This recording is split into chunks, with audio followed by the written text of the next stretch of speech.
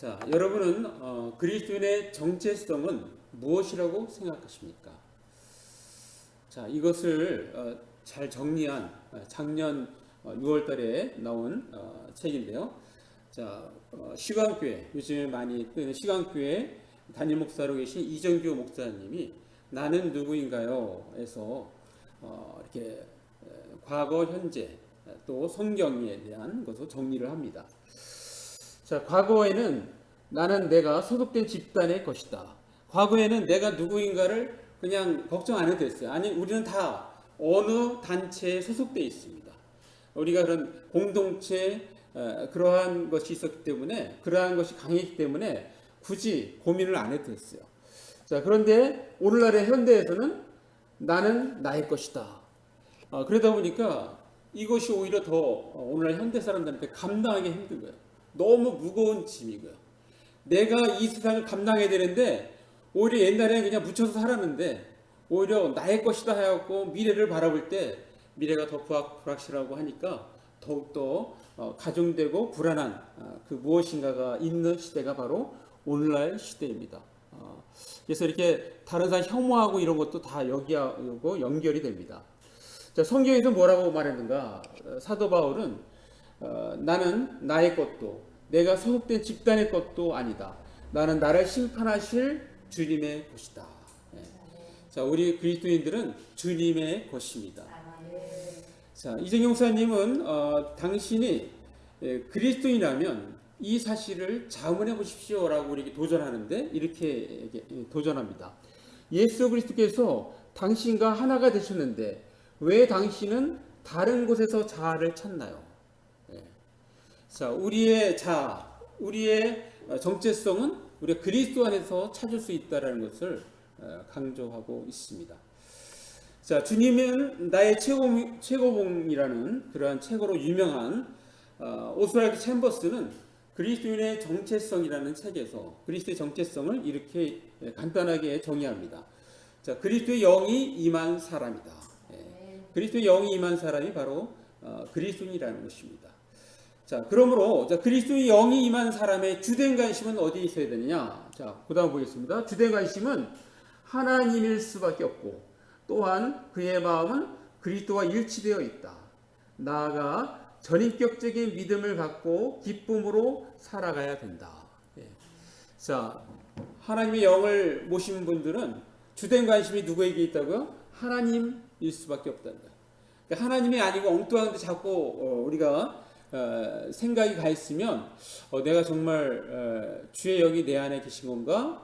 라고 한번 점검해 볼 필요가 있는 것입니다.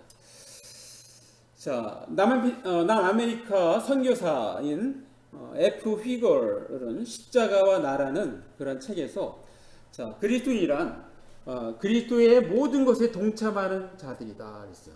그러니까 그리스도의 모든 것, 좀 더 구체적으로 얘기하면 자, 그리스도를 따른다는 것은 그리스도를 모방하는 것이 아니라 그리스도의 십자가와 고난, 부활, 승천, 재림, 승리에 동참하는 것이다. 그것이 바로 그리스도인의 삶이라는 것을 언급하고 있습니다. 오늘 본문은 자, 우리가 잘 아는 본문입니다. 요셉이 형들에게 버림받고 노예로 팔려갔습니다. 이제 그의 운명은 전적으로 하나님의 손에 달려 있습니다. 자, 앞으로 그의 인생이 어떻게 되어가는지는 하나님 외에는 아무도 몰랐습니다. 자, 1차적으로 요셉은 경호대장 보디발에게 팔립니다. 자, 성경에는 나오지 않지만 상인은 요셉을 괜찮은 물건으로 상품으로 간주하고 요셉을 고위직 인사에게 좀 비싼 값으로 팔았을 것이라고 이렇게 예측할 수 있습니다. 자, 요셉은 전혀 새로운 환경인 그곳에서 인정을 받습니다. 요셉이 하는 일마다 하나님의 도우심으로 잘 되는 것입니다. 특별히 하나님께서 함께 하심으로 잘 되었고 그 모습을 옆에서 지켜보는 경호대장도 인지할 정도였습니다. 자, 우리 아까 읽었던 창세기 39장 3절 한번 같이 읽습니다. 시작. 그의 주인이 여호와께서 그와 함께 하심을 보며 또 여호와께서 그의 범사에 형통하게 하심을 보았더라. 자, 무슨 말입니까? 요셉은 자신이 하나님을 경외하는 자임을 드러내었다는 것입니다. 옆에서 지켜보는 이방인인 경호대장 보디발도 하나님의 존재를 인정합니다. 자, 이에 경호대장은 요셉에게 더 큰 권한을 줍니다. 즉 가정의 총무로 임명하고 먹는 것 외에는 모든 것을 맡깁니다. 요셉은 하나님의 도우심으로 더욱 형통해집니다. 자, 창세기 39장 5절 제가 한번 읽겠습니다. 그가 요셉에게 자기의 집과 그의 모든 소유물을 주관하게 한 때부터 여호와께서 요셉을 위하여 그 애굽 사람의 집에 복을 내리심으로 여호와의 복이 그의 집과 밭에 있는 모든 소유에 미친지라라고 말씀하고 있습니다. 자, 아마도 요셉은 아랫사람들 또 동료들을 잘 활용하였음을 유추해 볼 수 있습니다. 그리고 그것은 경호대장의 재산을 잘 관리하고 늘리는 결과로 나타났던 것입니다. 요셉의 영향력은 아주 커졌습니다. 자, 왜 정체성은 드러내되 유용할 수 있어야 합니까? 그것은 세상에 선한 영향력을 끼칠 수 있어야 하기 때문입니다. 자, 우리 세상에 선한 영향을 끼친다는 말씀 한번 보겠습니다. 마태복음 5장 16절 말씀. 자, 우리가 한번 같이 읽습니다. 시작. 이같이 너의 빛이 사람 앞에 비치게 하여 그들로 너의 착한 행실을 보고 하늘에 계신 너의 아버지께 영광을 돌리게 하라. 너의 빛을 가리지 말고 모든 사람들에게 환하게 비추어라. 모든 사람들에게 착하게 행동하라. 그래서 그들이 너의 착한 행실을 보고 하늘에 계신 너의 아버지를 찬양하게 하라 라고 말씀하고 있습니다.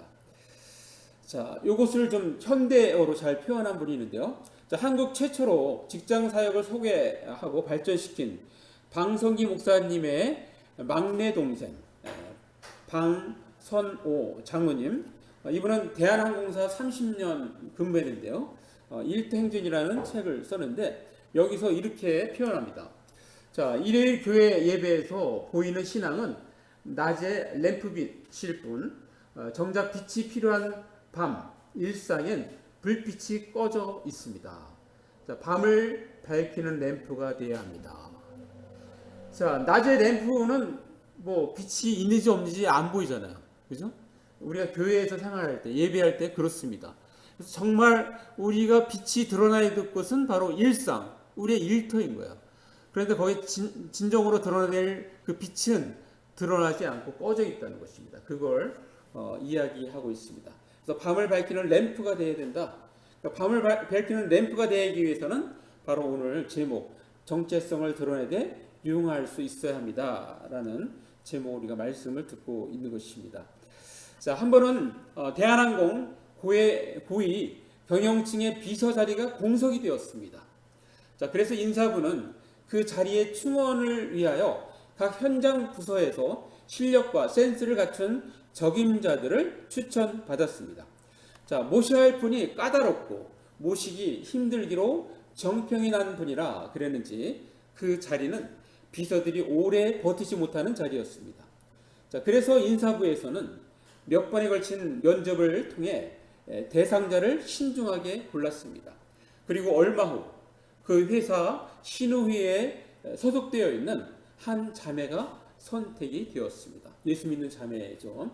자, 그 자매는 못하겠다고 하면 취소될 수도 있었는데 자매는 그 고난의 임지로 담대히 들어갔습니다. 자, 마음이 깨끗하고 순수할 뿐만 아니라 눈물도 많은 자매에서 잘 버텨낼 수 있을까 싶어서 주위 사람들이 우려를 했습니다. 자, 신우에서도 그 자매가 어려운 자리를 잘 감당할 수 있게 해달라고 기도했습니다. 자, 그리고 그 자매는 3년 동안 비서직을 잘 감당했습니다. 자, 일반적으로 6개월에서 1년이면 장수했다고 하는 그 자리를 넉넉히 견뎌낸 것이었습니다. 자, 사연을 들어보니 눈물도 많이 흘리고 예기치 못한 어려움도 겪었다고 합니다. 그러나 그 자매는 그 누구보다도 힘들다는 그 자리를 그렇게 오래 견디며 멋지게 섬겼던 것입니다. 자, 모두가 놀라워했습니다. 특히 인사부가 가장 놀랐습니다.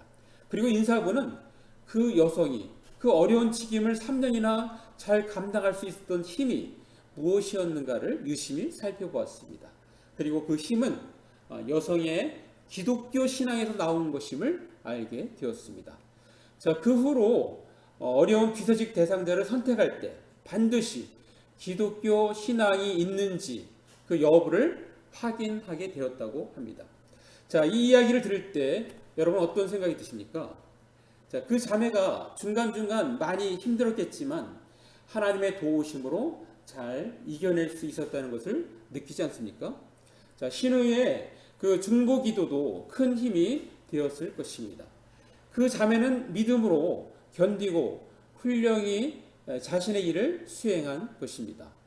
직장 동료들에게 기독교 신앙의 힘을 보여준 것입니다.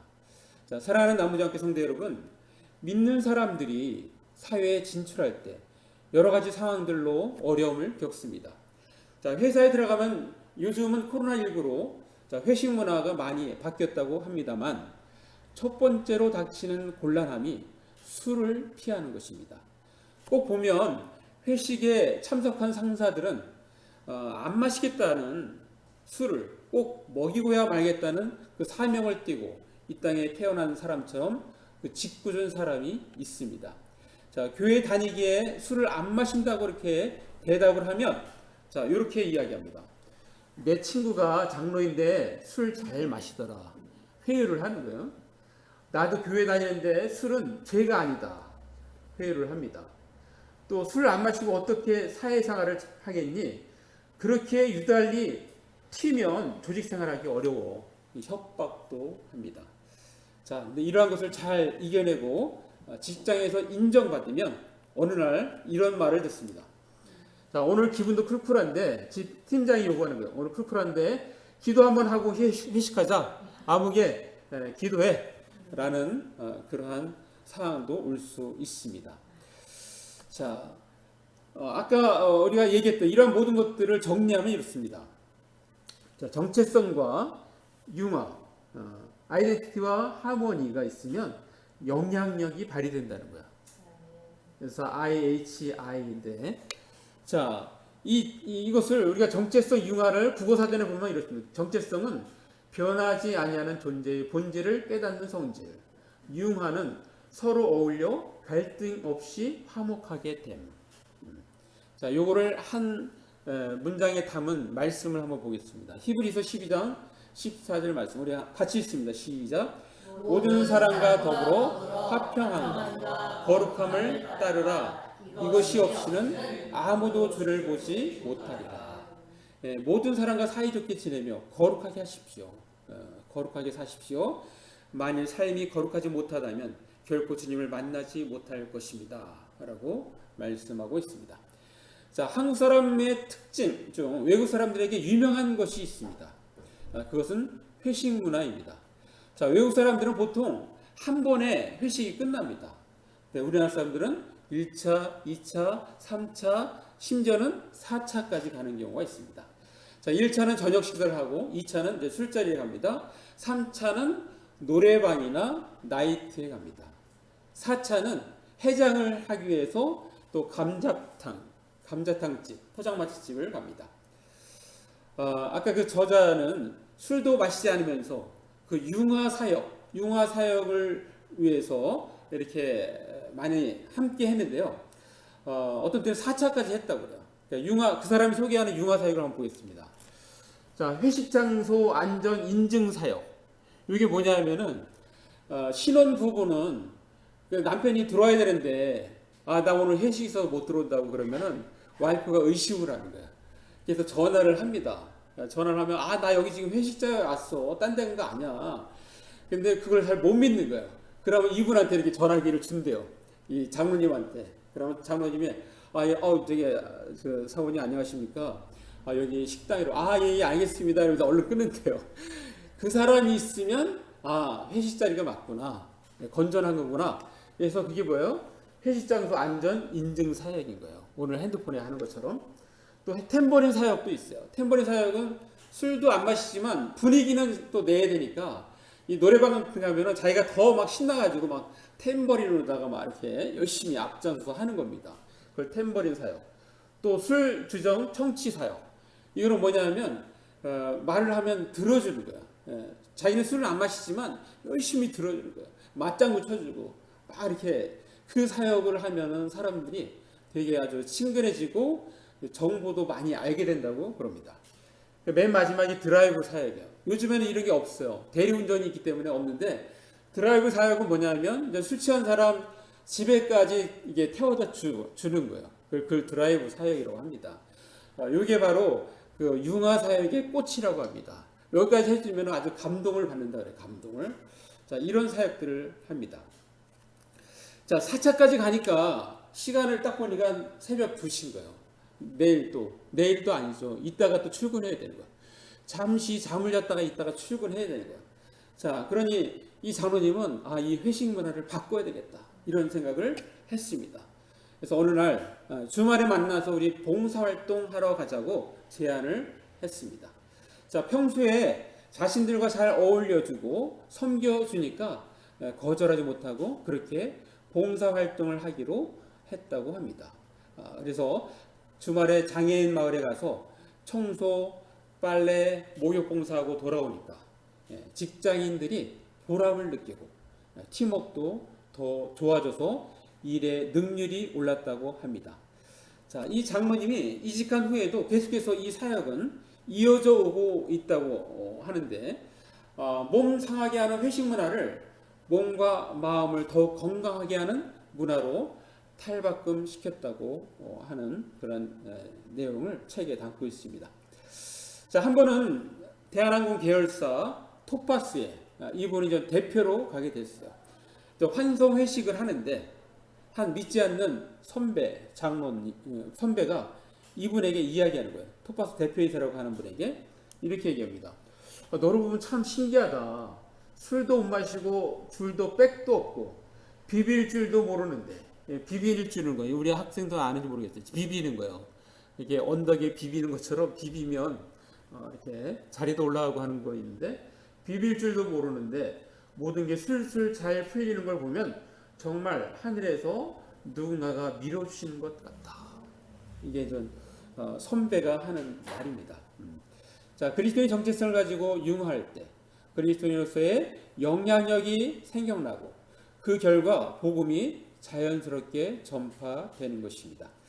자, 우리는 지금 정체성은 드러내야 돼 융할 수 있어야 합니다 라는 제목의 설교를 듣고 있습니다. 자, 그렇다면 우리는 어떻게 해야 할까요? 자, 한 가지만 말씀드리겠습니다. 조화와 균형 잡힌 삶을 살아야 합니다. 한번 같이 있습니다. 시작. 조화와 균형 잡힌 삶을 살아야 합니다. 자, 아까 얘기한 거를 다시 한번 보겠습니다. 자, 정체성 플러스 융화가 영향력이라 했죠. 자, 요걸 더 우리가 이해하기 쉽게 하면은 정체성의 특징은 거룩함으로 나타나는 거예요. 거룩함. 또 융화의 특징은 화평함으로 나타나는 겁니다. 자, 그렇게 되면 그 사람은 뭐가 돼요? 복덩이가 되는 거죠. 복덩이. 그 단체에서 복덩이가 된다는 것입니다. 자, 요셉이 그랬죠. 자, 우리 창세기 39장 6절 한번 같이 읽습니다. 시작. 주인이 그의 소유를 다 요셉의 손에 위탁하고 자기가 먹는 음식 위에는 간섭하지 아니하였다. 자, 요셉의 손에 다 위탁했습니다. 자, 술 한 방울도 마시지 않고 30년 동안 완주한 직장 생활하신 분의 비결이 무엇입니까? 라고 물었어요. 그랬더니 이렇게 답변합니다. 예수님 다녀오겠습니다가 아니라 예수님 저랑 함께 출근하시죠. 자, 무슨 말입니까? 항상 하나님과 동행했다는 것입니다. 항상 하나님과 동행하면 직장에서 정말 사람들한테 인정받고 하나님께 영광 돌리는 그런 삶을 살 수 있다는 것입니다. 자, 일반적으로는 교회는 성도들이 세상에서 그리스도인으로서의 영향력 있는 삶을 살 수 있도록 도와주어야 합니다. 예수 믿는 직장인이 교회에서 너무 많은 봉사로 지치게 하기보다는 한 가지, 많아야 두 가지로 제한을 해야 하는 것입니다. 나머지는 이웃을 섬기는 등 실질적으로 선한 일을 하게 하여 세상에 선한 영향력을 끼칠 수 있도록 해야 하는 것입니다. 교회 사역을 많이 한다고 세상에서는 감동받지 않습니다. 아무리 새벽부터 밤늦게까지 일해도 직장에서는 인정하지 않아요. 감동받지 않아요. 차라리 한 달에 1회 장애인 마을에 가서 봉사하고 왔다라면 감동받습니다. 예. 그리고 존경합니다. 그러므로 우리 예수 믿는 사람들은 더욱더 지혜로워야 하며 조화와 균형 잡힌 삶을 살아야 하는 것입니다. 자, 구약 성경에 보면 다윗이 조화와 균형 잡힌 리더십을 행사한 장면이 있어서 이 시간 잠깐 소개를 하겠습니다. 자, 다윗이 한 번은 이렇게 도망 다닐 때요, 사울왕을 피해서 600명의 용사를 이끌고 원정을 나갔습니다.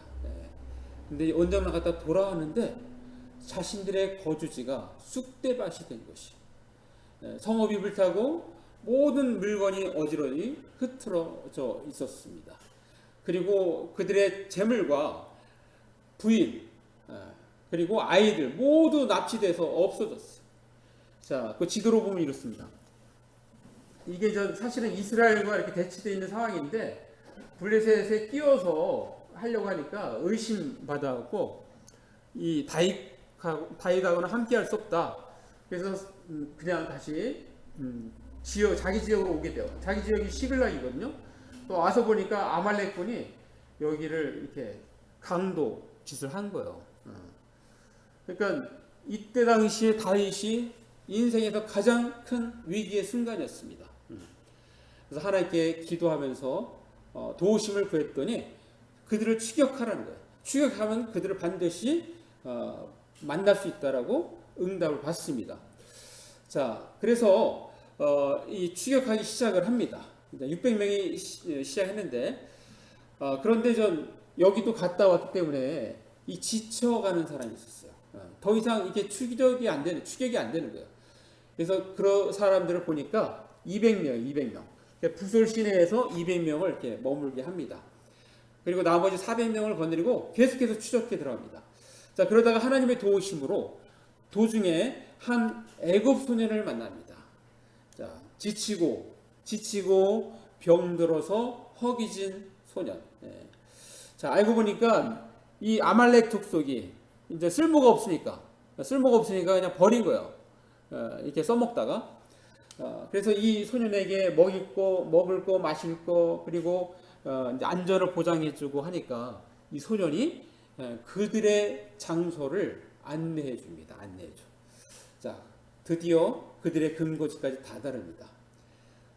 이제는 안전하다며 긴장을 풀고 술을 마시며 잔치 분위기에 흥겨워하는 아말렉 족속을 기습합니다.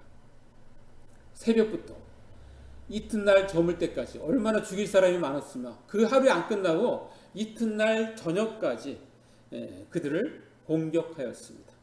낙타를 타고 도망간 400명을 제외하고는 모두 제거하였습니다. 빼앗긴 재물과 그들의 재물, 그리고 아내들과 어린이들 모두 무사히 다 되찾아옵니다. 그 이미지 한번 보겠습니다. 되찾아오는 거예요. 낙타하고 이렇게 해서 모든 재물을 되찾아옵니다. 자, 다시 돌아오는 길에 아까 그 부솔 시내에 거의 200명이 머물고 있다 그랬죠. 그들을 다시 만나게 돼요. 자, 끝까지 함께하며 싸움에 참여한 용사들 중에 이 악한 자, 또 이 불량배들이 다윗에게 말합니다. 자, 우리가 싸우는 동안에 함께하지 않고 이곳에서 쉬고 있었기 때문에 이들에게는 하나도 나누지 말자라고 다윗에게 건의합니다. 그리고 각자의 처자만 데리고 다른 곳으로 이렇게 떠나게 해라고 이렇게 제안을 합니다. 그때 다윗이 말을 합니다. 자, 그것이 사무엘상 30장 23절이에요. 자, 우리 한번 같이 읽어볼까요? 시작. 다윗이 이르되 나의 형제들아, 여호와께서 우리를 보호하시고 우리를 치러 온 그 군대를 우리 손에 넘기셨은즉 그가 우리에게 주신 것을 너희가 이같이 못하리라. 자, 다윗의 생각은 뭐예요? 우리가 잘나서 이걸 다 찾아온 것이 아니라는 거예요. 여호와 하나님께서 도우셨기 때문에 우리가 다 찾아왔다는 것입니다. 여호와께서 우리를 보호해 주실 뿐만 아니라 우리를 약탈한 강도 때를 오히려 우리의 손에 넘겨주셔서 그들을 다시 약탈하게 하셨다라는 고백을 하고 있는 것입니다. 철저히 하나님을 높이고 있습니다. 이게 그리스도의 정체성이에요. 정체성. 우리는 하나님을 높이는 자입니다. 높이는 자. 자, 그러면서 자, 24절 이렇게 얘기합니다. 자, 이 일에 누가 너에게 듣겠느냐? 전장에 내려갔던 자의 분깃이나 소요물 곁에 머물렀던 자의 분깃이 동일할지니 같이 분배할 것이라 하고. 네. 자, 누가 너희들 주장 좋다고 따를 사람 아무도 없어 하면서 바로 나가서 싸운 사람이 있다면 뒤에서 남아있는 사람도 있어. 그들을 공평히 나눠야 돼. 분배해야 돼. 자, 여기서 뭐예요? 바로 그들을 배려하는 다윗의 모습을 볼 수 있죠. 이것이 바로 배려, 조화, 균형의 모습입니다. 우리 그리스도인들에게 이것이 있어야 되는 거예요. 자, 그러면서 25절 그날부터 다윗이 이것으로 이스라엘의 율례와 규례를 삼았더니 오늘까지 이르니라. 네. 이것이 하나의 법칙이 되어서 앞으로 통용이 되는 거예요. 그래서 전쟁에 나가서 싸워서 이기면 노획물이 있으면 남아있던 사람들도 같이 나누는 것입니다. 네. 자, 다윗이 시글락에 돌아와서는 전리품 중 일부를 그동안 다윗과 왕래했던 모든 곳에 선물로 보냅니다. 자, 다시 한번 지도로 보면은 이 화살표가 지금 이 이스라엘 지역이에요. 시글락에서 그 전리품 있죠? 그거를 각 지역마다 자기하고 이렇게 연관됐던 각 지역마다 다 선물로 보내는 거예요.